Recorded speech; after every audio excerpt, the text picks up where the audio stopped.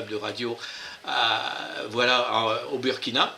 Et puis on va échanger les uns les autres effectivement sur ce thème important de l'ESS, parce que c'est vrai, peut-être que le grand public commence un peu à connaître, mais on a encore beaucoup de choses à faire pour apporter un développement de communication dans ce secteur de l'économie sociale et solidaire, qui n'est absolument pas marginal pour l'emploi, puisque ça représente parfois, selon les secteurs, les régions, 10 à 12% de l'emploi, et Jamel pourra nous le confirmer. Donc bonjour et bienvenue à vous.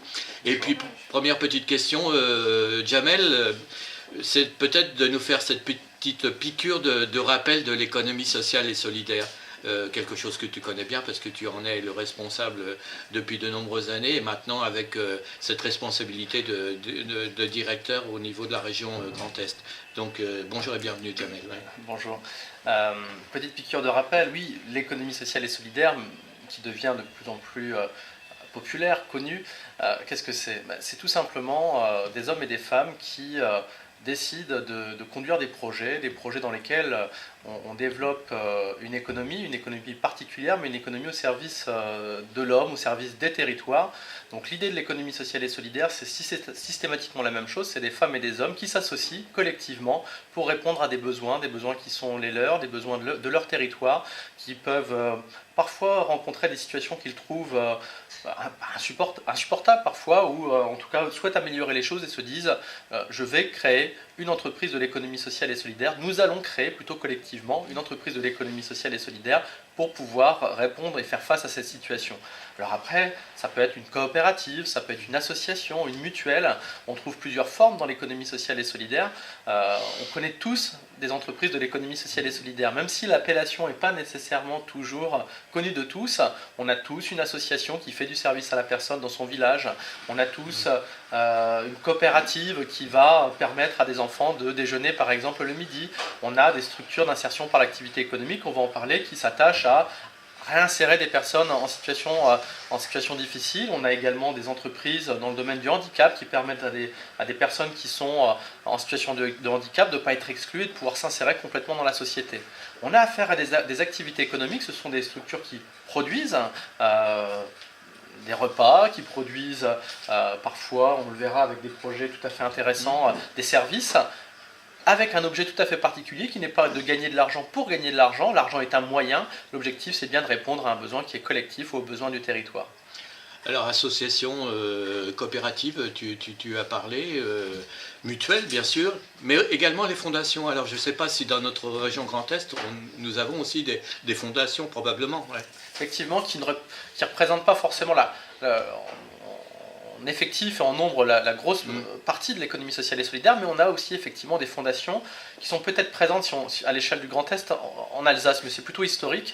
On a quelques fondations importantes aussi sur le territoire de Champagne-Ardenne, et ça fait partie aussi de cette économie sociale et solidaire. Et petite dernière structure aussi qui sont nouvelles dans l'économie sociale et solidaire, des entreprises commerciales à statut tout à fait classique, mais qui se sont donné un objet d'utilité sociale tout à fait particulier, qui peut être l'insertion, qui peut être l'insertion de personnes en situation de handicap. Donc on a toute cette palette de statuts administratifs ou de statuts juridiques qui nous permettent aujourd'hui de développer des activités sur les territoires, encore une fois avec un objectif d'utilité sociale. Merci pour cette piqûre de rappel, Jamel Didi, donc, qui est le directeur de l'ESS Grand Est, de la CRES Grand Est, parce qu'on parle d'économie sociale et solidaire, mais là, il intervient en tant que directeur de la CRES, donc la Chambre régionale d'économie sociale et solidaire, maintenant Grand Est. Alors peut-être un mot de présentation aussi de Christian Pouyol, que l'on remercie d'avoir effectué le déplacement depuis Troyes, effectivement, pour participer à cette rencontre entre Jamel, la CRES et bien sûr toi, Christian. Quand je dis toi, excuse-moi, c'est auprès des auditeurs si je te tutoie, mais nous avons collaboré ensemble, effectivement, pour l'emploi déjà, il y a de nombreuses années. Nous avions créé un petit journal, tu avais créé un petit journal, mode d'emploi, etc. Tu nous feras peut-être aussi une toute petite piqûre de rappel, parce que l'ESS c'est l'emploi, comme on disait, 10-12% de l'emploi, et des emplois qui ne sont pas délocalisables. C'est très important aussi de le citer. Donc je vais te laisser la parole pour te présenter en tant que directeur du CCAS, et puis aussi surtout porteur de projet, un projet d'insertion qui s'appelle la Marie Pontaine. Ouais. Oui. Bonjour et bienvenue Christian. Bonjour Gilles. Bonjour à tous. La Marie-Pontaine, c'est un projet qu'on a élaboré lorsque j'étais aussi chef de projet politique de la ville, puisque notre commune a sur son territoire donc un quartier dit prioritaire maintenant. Et notre objectif, c'était de rendre accessible un certain type d'emploi au cœur du quartier prioritaire. Donc ça faisait une double difficulté. C'était implanter une entreprise d'insertion, c'est déjà pas forcément facile. Le parcours du combattant que connaît l'entrepreneur privé, l'entreprise d'insertion connaît exactement le même parcours, avec des petites différences qui complexifient encore, je dirais, même la recherche notamment de marché de travail pour l'entreprise. Et puis sur notre territoire, on a la chance d'avoir un grand centre d'appel qui s'appelle 3 Médias, qui embauche à peu près 700 personnes, 700 téléconseillers. Donc pour nous, l'idée c'était de dire comment former des personnes, mais qui ont une possibilité d'embauche derrière. Former des gens, alors qu'il n'y a des emplois qu'à 200-300 km, on ne voit pas peut-être un intérêt, mais en tout cas ça complexifie là aussi les choses. Donc pour des emplois de proximité. Problèmes de mobilité, etc.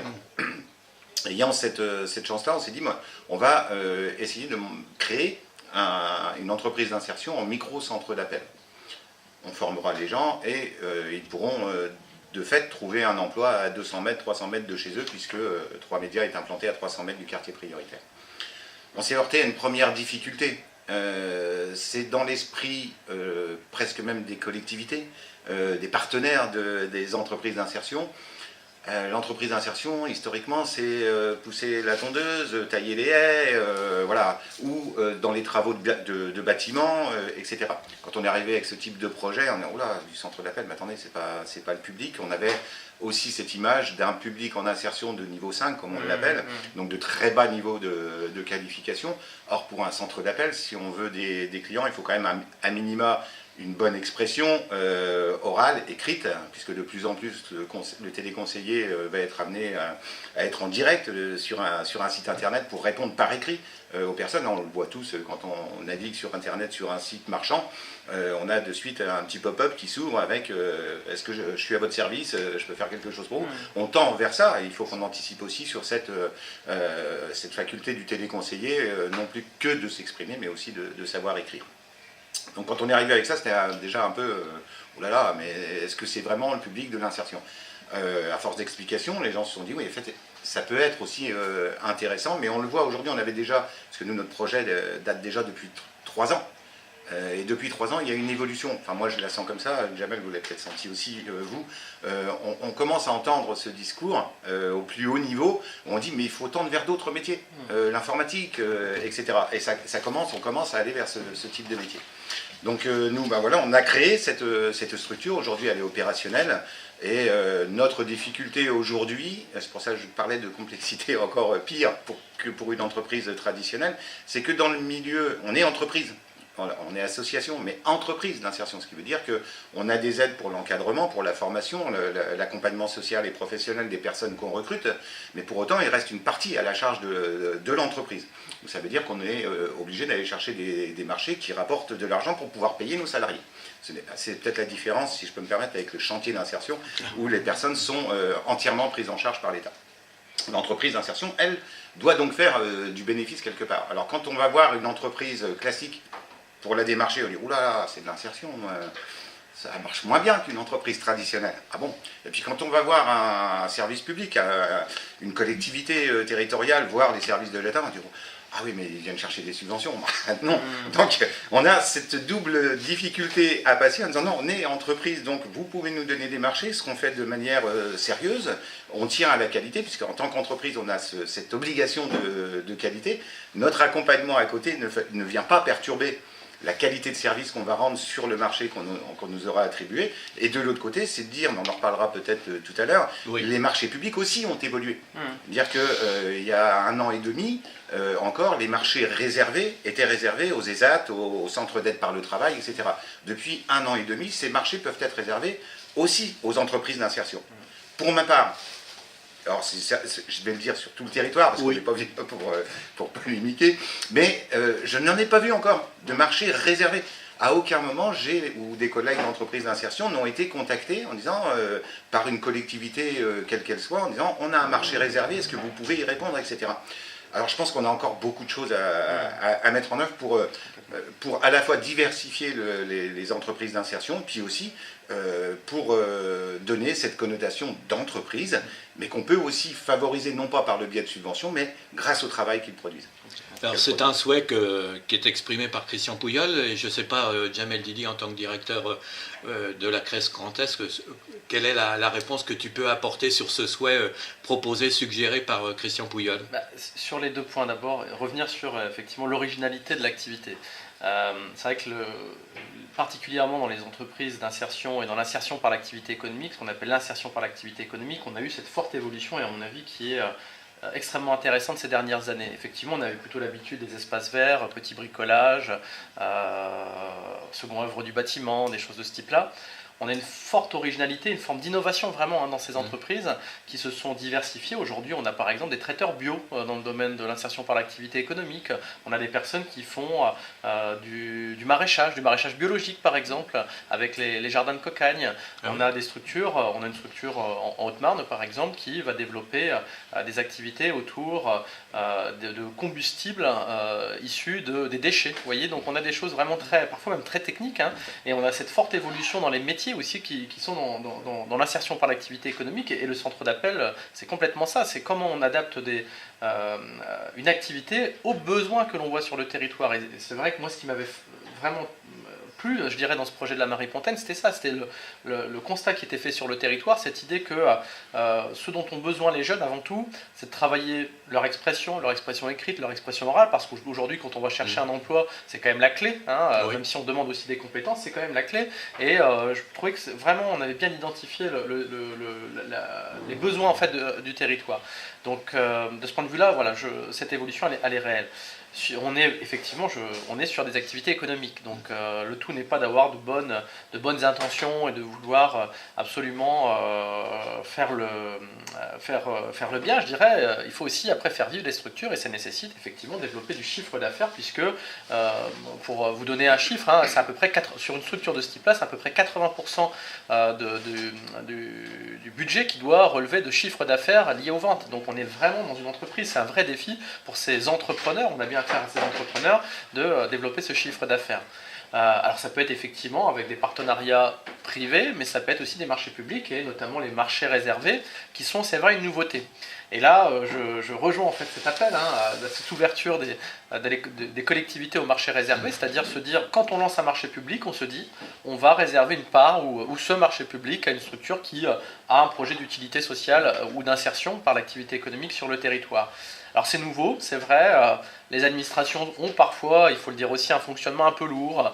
Les juristes qui aujourd'hui écrivent ces marchés ont été aussi formés, et parfois il y a quelques années, toutes ces nouveautés-là ne sont pas forcément toujours connues, et on travaille nous aussi beaucoup en tant que CRES à la formation de ces collectivités, ou en tout cas des agents de ces collectivités, pour bien prendre en compte ces évolutions des marchés publics. Et c'est vrai que ça demande un petit peu de temps, ça demande aussi parfois de sortir un peu de sa zone de confort et de se dire il y a des nouvelles choses. Et moi je suis plutôt optimiste sur la partie politique. Souvent quand on va rencontrer un élu en lui expliquant que sur son territoire il est important de soutenir des projets d'utilité sociale, des projets d'insertion par l'activité économique, et que ça passe par la commande publique, souvent il y a une écoute et une oreille attentive, on l'a dit, c'est quand même des activités non délocalisables, c'est des activités qui produisent localement aussi une richesse économique, clairement. Après, encore une fois, c'est comme dans toute collectivité, c'est aussi des habitudes à prendre, et se dire systématiquement, quand on lance un marché, on regarde si une partie de ce marché ne pourrait pas être réalisée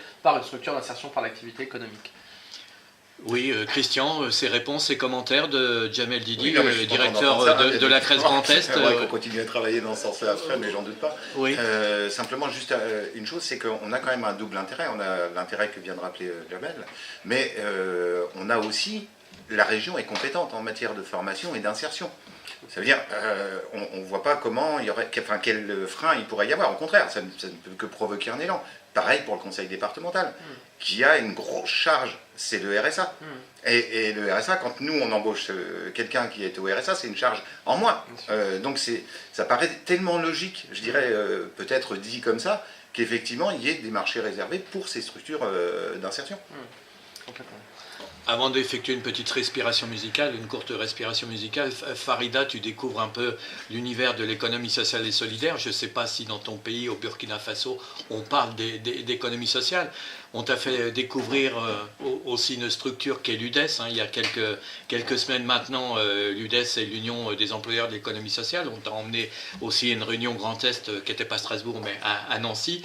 Donc, quelle est la question que tu aimerais poser justement tant à Jamel Didi, directeur de la CRES Grand Est, qu'à Christian Pouyol, directeur du CCAS et porteur de ce projet, la Méroïde-Pontaine, et par rapport encore une fois à ce que tu peux connaître au sein de ton pays qu'est le Burkina Faso? Merci Jani. Effectivement, dans un monde où le taux d'employabilité... Juste un petit peu plus fort, Farida. Oui, merci Jani.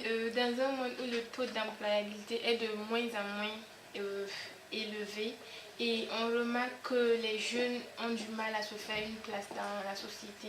Et quels sont vos plans d'action en termes de jeunesse en fait? Très bonne question, tant à Jamel qu'à Christian ensuite, peut-être Jamel. Oui, c'est vrai que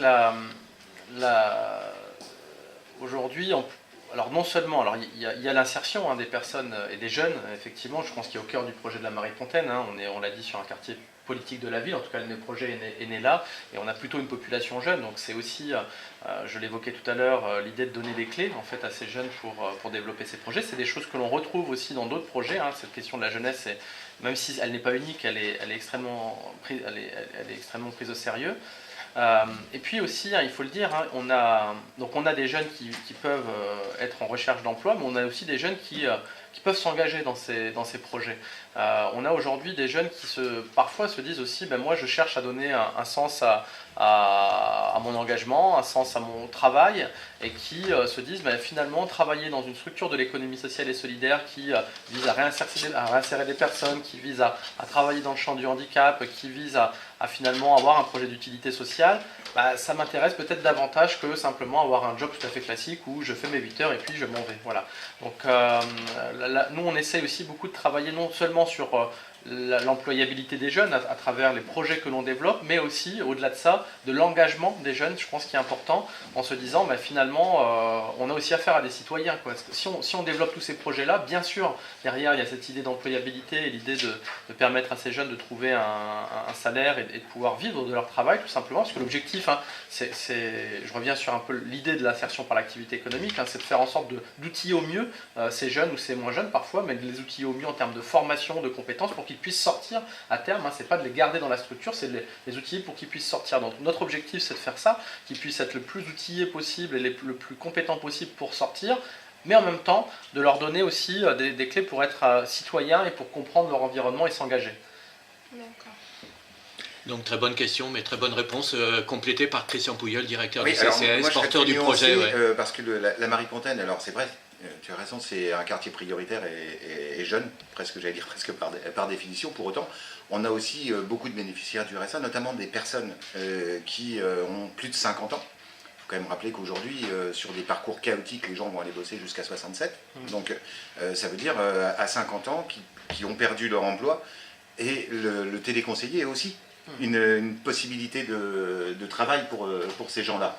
Alors, nous, on n'a pas ce critère de travailler exclusivement pour les jeunes. Vraiment, ce qui nous intéresse, parce que, très honnêtement, quand on a 1 an et demi, 2 ans de chômage ou 3 ans de chômage, qu'on soit jeune, moins jeune, voire proche de la retraite, qu'on soit, peu importe, la difficulté d'insertion reste la même. Donc pour nous, c'est vraiment cette volonté de s'ouvrir vers autre chose. On a des jeunes et des moins jeunes qui pensent qu'ils ne sont pas, que ce métier de téléconseiller ne leur est pas accessible. Et il suffit de les prendre quelques jours et ils s'aperçoivent que on a démystifié un petit peu l'outil informatique, parce que ça part de là déjà. Et des jeunes qui sont habitués avec leur téléphone portable, pour autant, ils se trouvent aussi démunis face à un ordinateur, parce qu'ils sont plus souvent, j'allais dire sur tablette, mais non, mais surtout sur leur iPhone, sur les réseaux sociaux. Mais Word, Excel, un logiciel particulier de téléconseiller avec des remontées d'appels, etc. Ça, je crois qu'ils sont tous au même niveau. Donc la bataille est la même. Pour moi, une personne qui est au chômage depuis un moment, qu'elle soit jeune ou moins jeune, a besoin de ces outils qu'offre l'entreprise d'insertion, et a fortiori lorsque ce sont des entreprises d'insertion qui permettent d'acquérir des compétences dans des domaines qui recrutent. Parce que là aussi, c'est l'important. Merci déjà pour cette première partie d'échange entre Jamel Didi, directeur de la CRES Grand Est, donc Christian Pouyol, directeur du CCS et porteur du projet La Marie-Pontaine, et Farida aussi, qui a posé ces questions notamment pour les jeunes, puisqu'hier nous étions effectivement sur un forum de santé, mais où on a beaucoup abordé aussi le problème de la santé des jeunes. Donc il y a les jeunes, les moins jeunes, et puis ceux qui arrivent en fin de carrière et qui trouvent des difficultés à retrouver un emploi pour aller, juste comme tu le disais Christian, jusqu'à la retraite, jusqu'à 67 ans. On va marquer cette première petite respiration musicale, mais qui est véritablement dans l'actualité, parce que je vais poser une petite question complémentaire à Christian, puisque là on rejoint aussi nos journées santé de Tinqueux et de Reims. C'est une formation qui a été formée à travers à l'époque un CAT, je crois un centre d'aide au travail, et qu'on appelle maintenant les AT. C'était Arc-en-Ciel au départ. D'abord l'association s'appelle, je crois la structure s'appelle toujours Arc-en-Ciel, c'est devenu signe particulier. Et là ce matin il y a un article dans la presse locale du côté du département de l'Aube, l'Est-Éclair, Libération Champagne, sur un changement d'appellation et la sortie d'un nouvel album justement de cette formation qui est issue de jeunes qui sont maintenant un peu moins jeunes, mais handicapés mentaux, et quand on va les écouter, il n'y a aucune différence effectivement entre des artistes dits normaux entre guillemets, et puis ces acteurs, ils sont même intermittents du spectacle, je crois maintenant, et moi j'ai été très sensibilisé par ça aplanit vraiment les différences. Donc un petit commentaire, on les écoute dans le culturel, voilà. Mais c'est vrai que c'est aussi une forme d'intégration et d'amener les gens vers des formes d'expression qui leur permettent d'être, j'allais dire presque, comment je dirais, les gens j'allais dire, pardon. C'est ça la radio en direct. Oui. Jalousé par monsieur tout le monde. Et ça, moi je trouve ça extraordinaire. Un bien bel exemple du culturel qui fait partie de l'ESS, et notamment dans le cadre de l'insertion et de l'intégration. Oui. On les écoute sans plus tarder à l'époque d'Arc-en-Ciel. Écoutez, et vous n'entendrez pas de différence entre de véritables artistes et puis eux qui sont maintenant aussi des artistes connus et reconnus. Prochain album là dans les jours qui viennent sur voilà. À travailler dans ce secteur de l'insertion. Peut-être le rappeler, Christian, et puis bien sûr Jamel, pour reprendre cet échange, cette conversation. Sans vouloir être trop passer pour quelqu'un de trop prétentieux, on a des marchés à reconquérir, mais il faut savoir que les centres d'appel, pour beaucoup, on a des centaines d'entreprises en France qui sont parties à l'étranger, qui sont aujourd'hui, leurs centres de contact sont à Madagascar, sont à l'île Maurice, etc. Et c'est juste une histoire de coût, parce qu'au niveau de la qualité, si on ne jugeait que sur la qualité, les centres de contact ne seraient pas là-bas, et ils seraient toujours en France. Mais l'entreprise d'insertion offre cette possibilité de réduire le coût qui est proposé sur les centres de contact traditionnels. Et là, je pense qu'on est en plein dans l'image de l'entreprise d'insertion qui peut à la fois ne vient pas concurrencer les entreprises françaises, puisque de toute façon, ces marchés-là sont partis à l'étranger. Mais au contraire, on peut faire ramener. Alors bien sûr, c'est ambitieux, parce que ce n'est pas mon plateau de 5 ou 6 ETP qui va permettre à une entreprise française de rapatrier son centre de contact. Mais peut-être qu'on peut y réfléchir. On a des territoires ruraux aussi, où aujourd'hui, avec la fibre, on peut implanter un centre de contact. Ce n'est pas si onéreux que ça à mettre en place. Et on peut peut-être aller rechercher des marchés qui sont partis depuis 10, 15 ou 20 ans. Voilà, alors c'est une vision peut-être un petit peu idyllique, mais pour avoir été en contact avec des entreprises de ce type, nous on n'était pas suffisamment étoffés. Il aurait fallu qu'on offre 15, 20 ou 30 places supplémentaires, mais sont intéressés par le conseil, parce que eux aussi sont engagés, on n'en a pas parlé, mais c'est important aussi de le rappeler, c'est la démarche RSE dans les entreprises, et quand eux, pour le coup, quand ils disent à leurs clients qu'ils font travailler une entreprise d'insertion, qui sont dans cette responsabilité sociale, et qu'en plus leur centre de contact est basé en France, ça commence à parler pour certaines entreprises. Ce qui prouve que ce projet dont tu es porteur, effectivement, Christian, À savoir que l'ESS c'est aussi donc un secteur innovant et en pleine expansion. C'est un des exemples, Jamel. Ouais. Ouais, complètement. Et je rebondis sur ce qui vient d'être dit. Oui. Effectivement, quand on dit économie sociale et solidaire, c'est pas une économie à part en fait. L'économie sociale et solidaire, elle s'inscrit dans son environnement, qui est un environnement économique, et elle travaille justement avec ces entreprises. Elle est pas en concurrence justement. L'idée c'est bien, comme je l'ai dit tout à l'heure, de permettre aussi à ces entreprises de recruter suite à ces parcours d'insertion. Donc on est complètement dans cette logique-là. Donc sur le côté emploi, mais aussi sur le côté business, entre guillemets. Et ça, c'est très vrai. Nous, on travaille depuis maintenant quelques années sur un programme qui s'appelle Acheter responsable, en fait, qui prend la forme d'un site internet que les auditeurs peuvent aller consulter, qui s'appelle achat-responsable-grandest.org. Et donc sur ce site, on va retrouver toutes les offres de produits et de services des entreprises d'insertion, des chantiers d'insertion, des entreprises d'aide par le travail, etc. Toutes les entreprises qui ont ce but d'utilité sociale. Alors pourquoi ? Principalement, notre cible, c'est les entreprises. Ce n'est pas forcément les particuliers. Bien sûr, les particuliers peuvent acheter parfois un service ou un produit issu de ce type d'entreprise de l'économie sociale et solidaire, mais on vise surtout, nous, les entreprises. Parce que les grandes entreprises, ou même peut-être les PME locales, ont bien conscience qu'elles sont aussi dans un environnement et qu'elles ont, on parlait de RSE, la responsabilité sociale de l'entreprise, qu'elles ont aussi un rôle à jouer parfois. Et de plus en plus, nous, on a affaire à des acheteurs. On organise par exemple régulièrement, on appelle ça des espressos, donc des temps d'échange entre acheteurs d'entreprises et nos structures, entreprises d'insertion, entreprises adaptées, etc., pour échanger et faire en sorte que les acheteurs puissent tout simplement acheter des produits, services issus de cette économie sociale et solidaire. Et ça a un succès, un réel succès. On a du chiffre d'affaires qui se développe sur cette base-là, parce qu'encore une fois, aujourd'hui, les entreprises sont très attachées aussi à avoir ces politiques RSE, donc de responsabilité sociale de l'entreprise. Alors parfois, ça prend des tailles même importantes dans les grands groupes. Je pense à L'Oréal, au groupe La Poste, etc. On a des services entiers qui sont dédiés à l'achat responsable. C'est important de le rappeler, nous avions mis des émissions spéciales à une certaine époque pour faire connaître l'achat responsable, et donc c'est une bien belle confirmation par rapport à ce projet aussi que tu portes, Christian.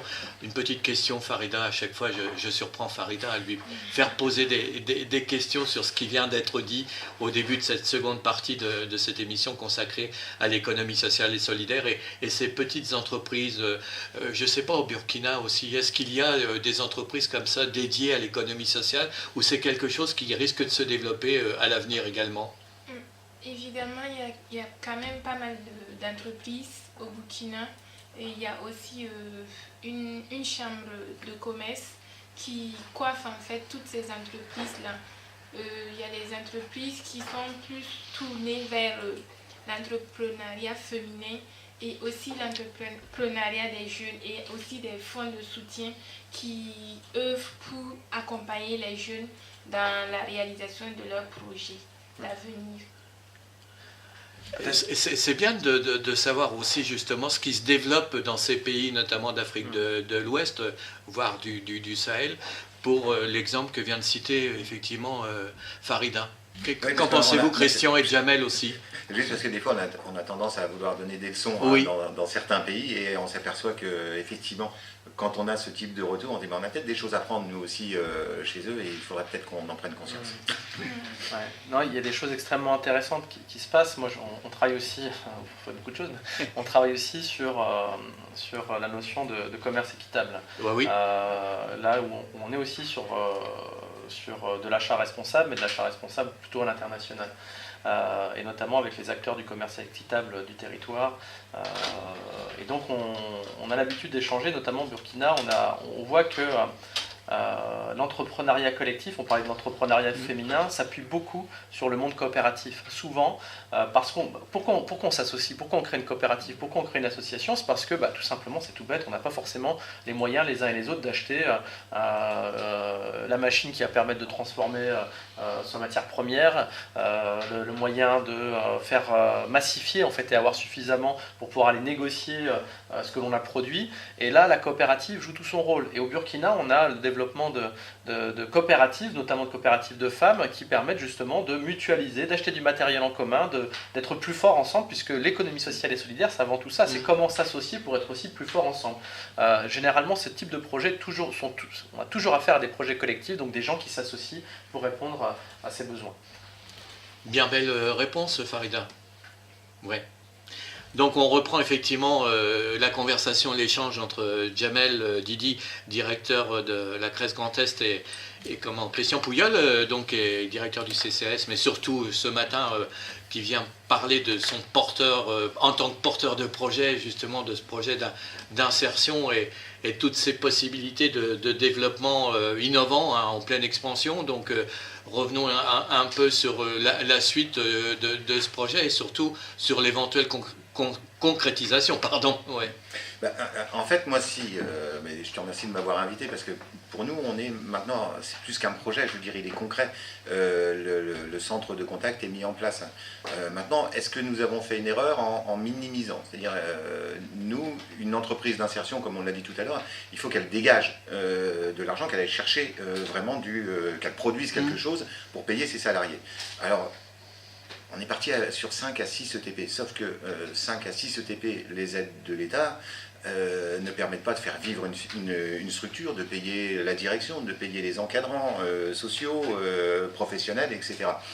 Peut-être que notre modèle économique n'était pas suffisamment réfléchi à la base. Pour autant, aujourd'hui, il faut quand même qu'on arrive à démarrer cette structure. On a chopé des marchés, mais qui nous permettent de payer les frais de structure et notre responsable de plateau. Sauf qu'elle n'est responsable que d'elle-même, puisqu'on a pu embaucher une personne, 2 personnes, en travaillant avec le bailleur social sur des enquêtes téléphoniques, avec la collectivité donc, de Pont-Sainte-Marie qui nous a suivis, le CCAS qui a confié des enquêtes sur les personnes âgées, la ZIMAT pour lesquelles on est en train de travailler aussi sur des questionnaires satisfaction. Mais pas de volume suffisant pour faire vivre la structure. Alors aujourd'hui, on a 2 solutions. On peut l'arrêter, dire bon, tant pis, allez, on a essayé, ça n'a pas marché, basta. Mais je trouverais ça dommage, parce qu'aujourd'hui, on a des marchés qui sont des marchés publics. On parlera peut-être hors antenne, mais aujourd'hui, où il n'y a même pas une clause d'insertion, alors ils ne sont pas réservés, hein, parce qu'il n'y a même pas une clause d'insertion dessus, et qui pourrait être donnée directement à cette structure d'insertion. C'est un appel à une ouverture. Pardon ? C'est un appel à une ouverture. Clairement, ça reprend un peu ce qu'on a dit tout à l'heure, où il faut que les mentalités évoluent chez les rédacteurs d'appels de marché public et qu'ils se réveillent. Ils ont des structures qui souvent ont été même financées et mises en place grâce à des fonds de la région, du département, des intercommunalités, des métropoles, et alors qu'ils ont la possibilité de les alimenter. C'est pas du favoritisme, c'est la loi. Depuis 1 an et demi maintenant, c'est la loi. Alors, on ne peut pas parler de favoritisme. On est en train de se tirer une balle dans le pied. C'est-à-dire qu'on favorise la mise en place de structures et alors même qu'on a les moyens de les alimenter, on ne le fait pas. Voilà, il faut faire évoluer parce qu'effectivement, pour avoir contacté ces gens en direct, on va dire mais qu'est-ce qui se passe? Il n'y a pas de clause d'insertion dans votre truc. On ne peut pas avoir un marché de gré à gré. C'était possible déjà avant. Marché de gré à gré ou une part. Non, on n'y a pas. On verra peut-être plus tard. Mais sauf que plus tard, moi, il y a des gens que j'ai contactés il y a 1 an et demi qui ont repassé depuis des marchés où il n'y a toujours pas de clause d'insertion et où il y a toujours. On ne nous a pas passé un coup de fil en disant voilà, on a tel truc, ça peut être. Voilà, on se rencontre, on voit comment on le met en place, etc. Donc oui. Vous avez du boulot, je crois. Oui, parce que c'est véritablement un changement, faire évoluer les mentalités. C'est pas de la mauvaise volonté hein, de ces gens-là, ce sont des habitudes. Des habitudes, on reprend le même modèle. Ah bah tiens, quand du marché qu'on a passé l'année dernière, il ne faut pas qu'on oublie telle clause, attention, ouais, ok, toc, et c'est parti comme ça. Et on oublie qu'effectivement, à côté de ça, on a alimenté, on a aidé des structures à se monter, et on ne les aide pas à se stabiliser. Alors avant de laisser de nouveau la parole à Jamel Didi, je reviens, tu as cité aussi les élus. Par exemple, le maire de ta commune, hein, du Grand 3, hein, si je peux dire, Champagne Métropole. Le président du Grand 3 Champagne Métropole. Qui est un des vice-présidents, effectivement, de cette communauté de communes, hein, Pascal Landrea, pour ne pas le citer, est un maire un peu à la pointe aussi de l'économie sociale et solidaire. Il a créé, je crois, un écoquartier sur ta commune, et puis en plus, il développe ce qu'on appelle maintenant le développement durable, hein, notamment pour la collecte des ordures ménagères et autres. Donc peut-être un petit mot, juste une petite parenthèse rapide justement sur une commune qui est sensible à l'économie sociale et solidaire. Très clairement, mais tu as raison de le souligner parce que c'est peut-être un projet, la Marie-Pontaine, qu'on n'aurait pas pu développer sur une autre commune de l'Aglo. Pascal Landrea, c'est celui qui a amené, alors que certains en riaient, le cheval comme outil de travail en ville pour ramasser les ordures ménagères, pour arroser les fleurs. Et il y a quelques années, on a sorti aussi, ça a fait sourire souvent d'autres élus. La mise à disposition de poules. De poules, mais oui. Mais non, mais c'est super quand on sait le taux de déchets ménagers qu'ingurgite une poule dans une année, c'est absolument extraordinaire. Ça donne des œufs frais, ça ramène un petit peu de vie dans le... on a le pôle cheval qui normalement devrait se développer, je le souhaite, parce que l'extension maintenant, on en riait avant, mais le cheval en ville, on en voit de plus en plus, sauf que se pose un souci, où forme-t-on les gens, les cochers, etc., les maréchaux ferrants qui n'existent presque plus nulle part. Donc voilà, arriver à réaliser ce type de centres de formation sur notre territoire serait juste formidable. Oui, sans le maire de Pont-Sainte-Marie, on n'aurait pas mis en place la Marie-Pontaine. Il fait partie de ces maires qui ont une vision, qui avancent avec une vision à 5 ou 10 ans, et pas sur l'instant. Donc j'espère que ça continuera comme ça. Alors Jamel, peut-être rebondir sur l'ESS et les élus, la notion de territoire, la proximité. Là aussi, il y a l'engagement de certains élus qui sont très, très sensibles. On a déjà rencontré, je crois, ensemble, par exemple, le maire d'Aix-en-Noth, qui est aussi un maire très très sensible justement à l'économie sociale et solidaire. Mais maintenant, dans cette région Grand Est, les différences de territoire, la Lorraine, l'Alsace et nous-mêmes, Champagne-Ardenne. Aujourd'hui, alors on forme une grande région. Oui, grande région, oui. Donc une politique régionale qui est plutôt volontariste en matière d'économie sociale et solidaire, avec une politique qui est dédiée au développement de ce type d'activité, avec un certain nombre de dispositifs sur lesquels je ne reviendrai pas, mais qui permettent d'initier des choses, d'accompagner des projets en émergence, d'accompagner aussi le financement de ce type de projet, parce que parfois la question se pose aussi, quand on va voir un banquier avec ce type de projet, c'est pas forcément toujours évident d'expliquer les choses, donc on a aussi des outils qui nous permettent de garantir ce type de projet. Donc on a une politique plutôt volontariste du conseil régional dans le domaine de l'économie sociale et solidaire, avec une élue qui est dédiée à cette... Catherine Zuber, voilà, qui est dédiée à l'économie sociale et solidaire, et un service qui d'ailleurs est territorialisé, même si le siège du service est à Metz. On a des chargés de mission qui sont sur tous les territoires et qui s'intéressent au développement de cette économie sociale et solidaire. Donc on a une vraie politique volontariste au niveau du conseil régional, mais pas seulement. Il est vrai que de grandes agglomérations aussi ont fait en sorte que l'économie sociale et solidaire soit complètement intégrée dans leur politique, ce que l'on ne retrouvait pas, c'est vrai, il y a maintenant une dizaine d'années, c'était plutôt rare, voilà, d'avoir des élus qui, en tout cas, l'affichaient. On faisait de l'économie sociale et solidaire souvent, mais sans forcément l'afficher en tant que tel. Voilà. Donc aujourd'hui, c'est pareil qu'on a, en tout cas, le mot est posé, économie sociale et solidaire. On a des dispositifs qui sont développés. Et puis, moi, je crois beaucoup, au-delà des dispositifs, c'est l'ouverture, effectivement, faire en sorte que les dispositifs qui existent de droit commun, on parlait des marchés publics, mais ça peut être le cas d'aide aux entreprises, etc., soient complètement ouverts à ce type de projet. Et je pense qu'aujourd'hui,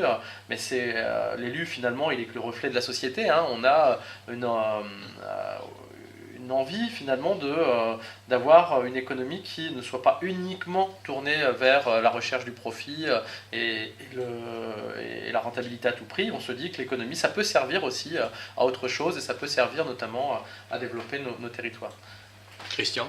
Je voulais juste rajouter, parce que je viens de m'apercevoir que j'avais beaucoup encensé le maire, et à juste titre, mais ceci dit, la Marie-Pontaine a aussi bénéficié de crédits politiques de la ville. La Directe nous a suivis, la DDCSPP, 3 Champagne Métropole aussi, dans la mise en place de ce projet. On a pu l'impulser, le préparer et l'apporter sur la table de toutes ces structures, grâce effectivement à cette volonté du maire d'aller sur des sentiers et de débroussailler, je dirais, souvent des nouvelles orientations. Mais c'est vrai qu'on a été suivi, il faut quand même le souligner, je peux pas... Important, peut-être Farida, une des dernières questions à nos invités intervenants de cette émission spéciale sur l'ESS, l'économie sociale et solidaire. Tu dois œuvrer professionnellement prochainement sur une province, une communauté de communes qui représente plus de 170 000 habitants.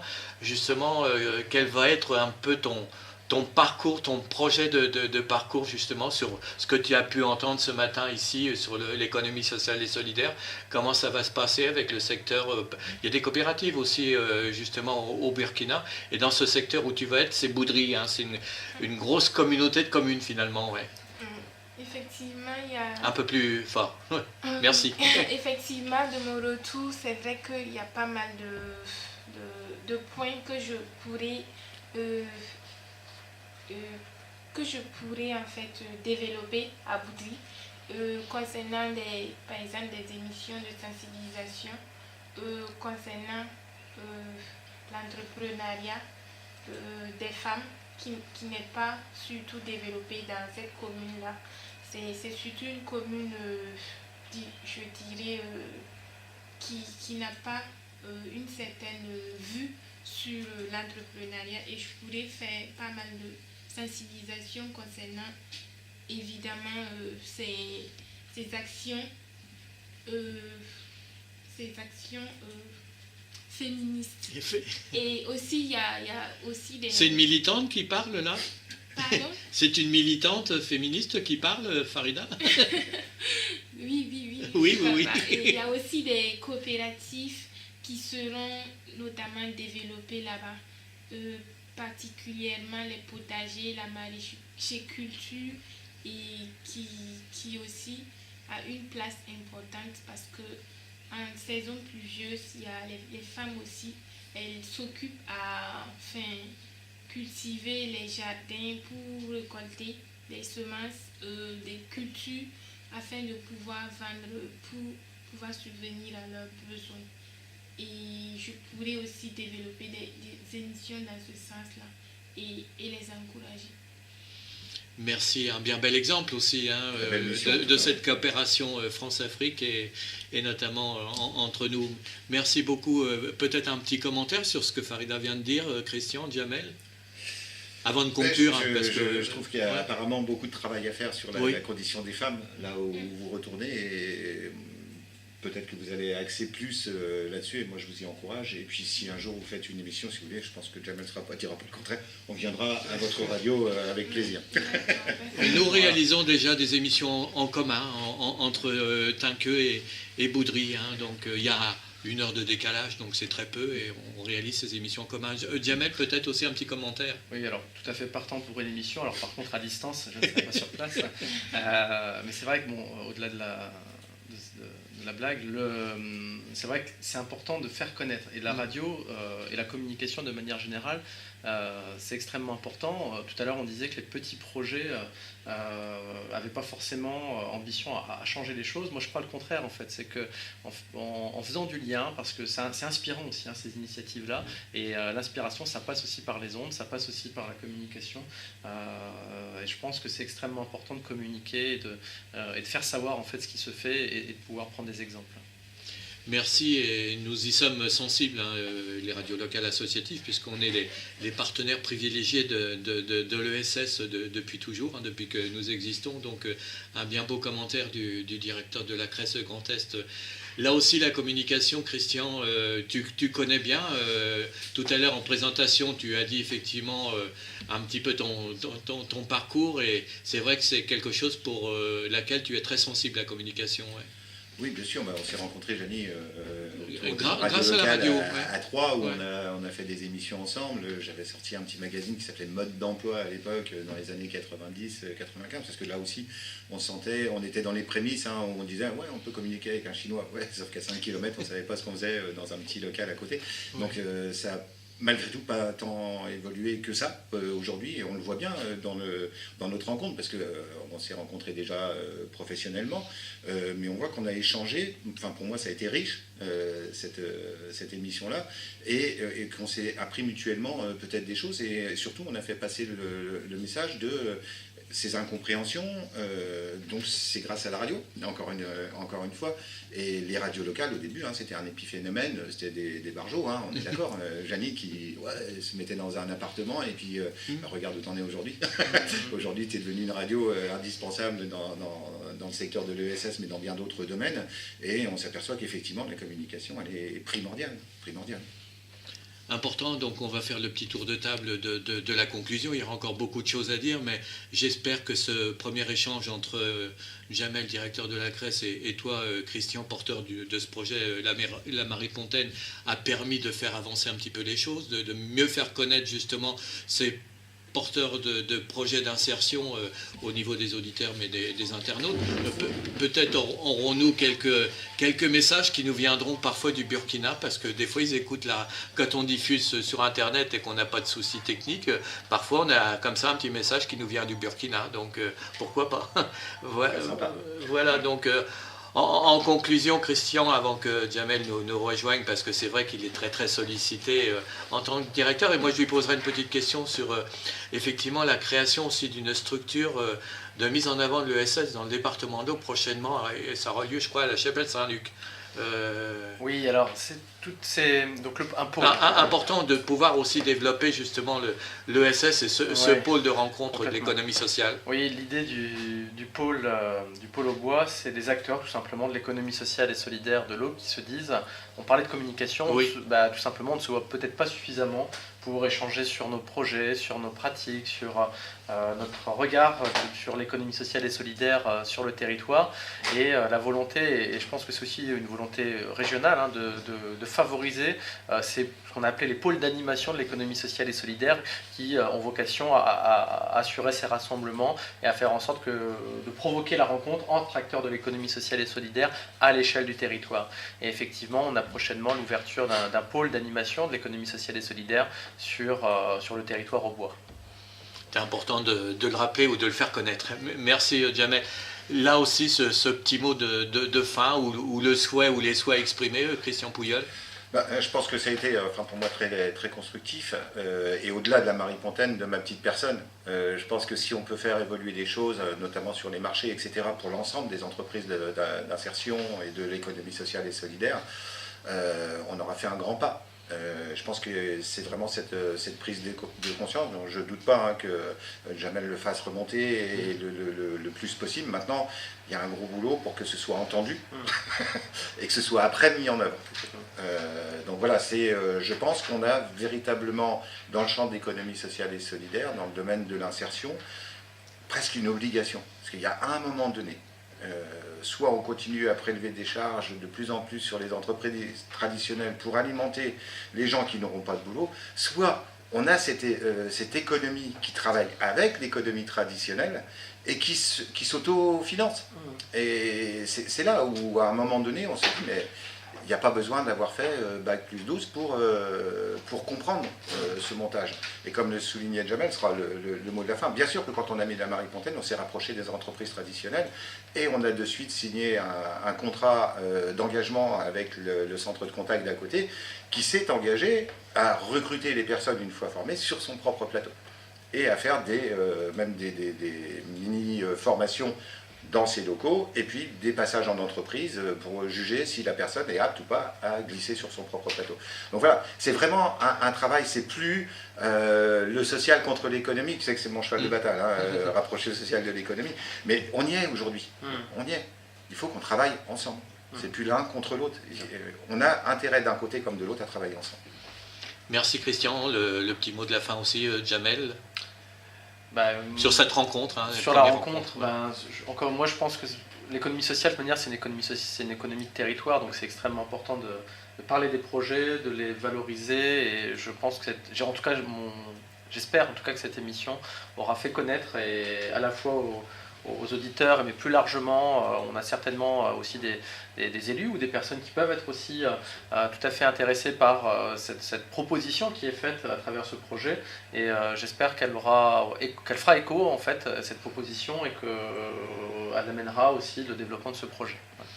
Merci Jamel d'avoir rappelé effectivement les missions essentielles de l'ESS, mais aussi ton engagement en tant que directeur de la CRES Grand Est, sans oublier aussi bien sûr notre présidente, Michel Severs. Quand je dis notre présidente, parce que nous sommes effectivement actifs au sein de notre fédération régionale, au sein de la CRES depuis toujours pratiquement, et un grand merci d'avoir rappelé ces missions essentielles au sein de la CRES Grand Est. Farida, un tout petit mot de conclusion également par rapport à ce que tu as pu entendre, et et découvrir ce matin entre Jamel Didi, directeur Grand Est de la Crèce Grand Est, et Christian Pouyol, directeur du CCS et porteur du projet La Marie Pontaine. La Marie Pontaine, on retrouve un site internet peut-être? Lamariepontaine.com. D'accord, ok. Donc Farida, à toi le mot de la fin. Oui, je pense que cette initiative, elle est une belle initiative parce qu'elle a permis aux auditeurs de pouvoir connaître les projets, vos actions et vos politiques. Et elle va permettre aussi une visibilité de l'économie sociale et solidaire. Bien belle conclusion. Merci à vous trois, donc Jamel Didi, directeur de la Crèce Grand Est, merci à Christian Pouyol, directeur du CCAS de Pont-Sainte-Marie, mais également donc porteur du projet La Marie Pontaine, et merci à Farida, notre collaboratrice en coopération internationale actuellement. Merci aussi à Mireille qui mettra prochainement en podcast sur le site internet cette émission que vous pourrez voir aussi visuellement aussi sur les réseaux sociaux. Donc merci encore à vous et puis continuons de collaborer dans ce secteur où on est non seulement des passionnés de l'ESS mais en même temps des militants, hein, je pense, Jamel. Ouais. Oui. Merci beaucoup et bonne journée. À très bientôt.